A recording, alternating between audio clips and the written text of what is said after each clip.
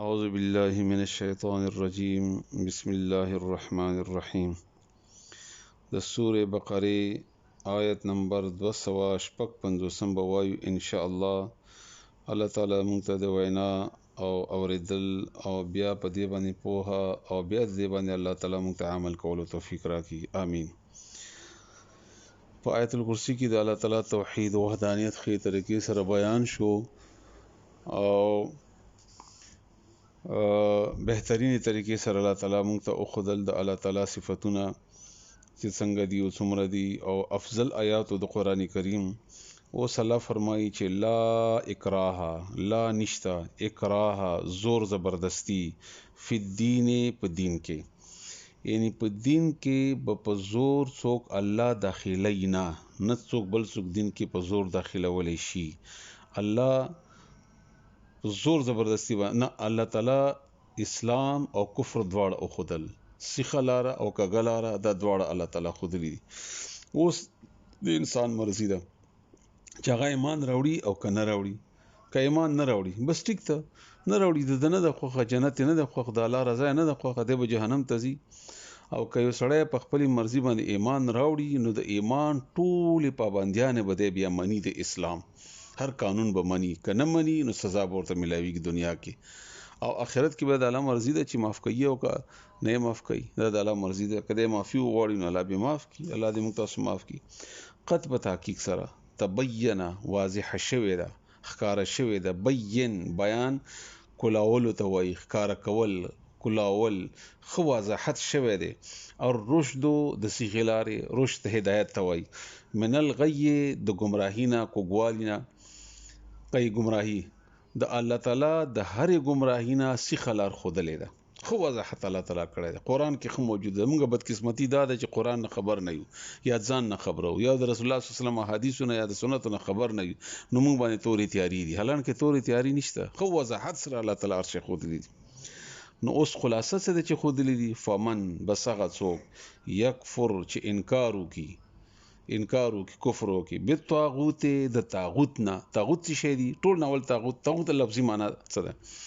لفظي معنی طاغوت طغیانی وای سرکشی ته، خپل حد نه اوچتېدل. لکه اوبه روانې وي مونږ وایو چې دریاب طغیانی کړی ده، یعنی کم حد کې چې دریاب بهیږي غینه اوچت شوی دی. نو چې اوچت شي څه وکړي؟ په فصلونو باندې، په کورونو باندې، په هغې باندې وخیږي، بس دته طغیانی وای. دا طاغوت شو، دا اوبه اوس طاغوت شوې. اوس د الله په لار کې طاغوت څوک دی؟ اول طاغوت شیطان دی. ځکه چې د آدم علی السلام د جنت نه وایستو بیا اوسه پورې لګیا دی، مونږ ته کوشش کوي لارې کې رکاوټ اچوي چې د الله خبرونه مني. ورپسې بیا نفس دی، ځکه چې نفس مونږ منی کوي. دینه بعد بیا هر سړی، هر پارټي، هر مسلک، هر هغه څوک چې د الله تعالی لارې کې تا ته رکاوټ دی، بس دا طاغوت دی. بس دا طاغوت دی چې هغه په خپلم کوک دی او تام کګی لارې ته بوسي او بیا در باندې زور زبردستیم کوي.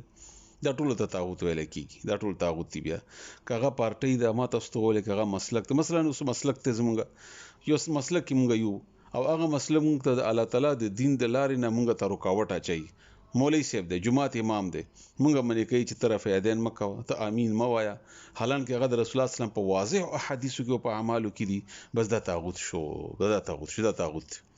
دا مونږ د الله د دین نه منې کوي او کنه کوو بیا مونږ پر خاندي خلک ټوکې او ډرامې کوي. حالانکه موږ د خو سپارټي نه یو، نه پارټي کې، نه تنظیم کې، موږ د الله او د الله د رسول په سنت کې، د الله حکم او د رسول الله صلی الله علیه وسلم په سنت کې. بس دغه زموږ اسلام زموږ پارټي دی، دغه زموږ دین دی چې دا موږ خوخه کړی ده.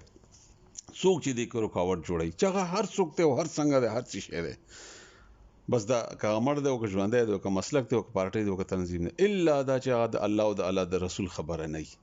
نو چا چې دین انکار وکړو و یؤمن بالله و یؤمن او ایمان راوړو بالله په الله باندې، فقط نو په تحقیق سره استمسک د اونی ولا ټینګه کړله، امسک نیولو ته وای، بالعروه کړی الاثقه مضبوطه کړی. لکه مثلا یو شی په ست انخته او تا مضبوطه کړی نیولې نه چا شی کم دي تزیتا بزان سره رسي.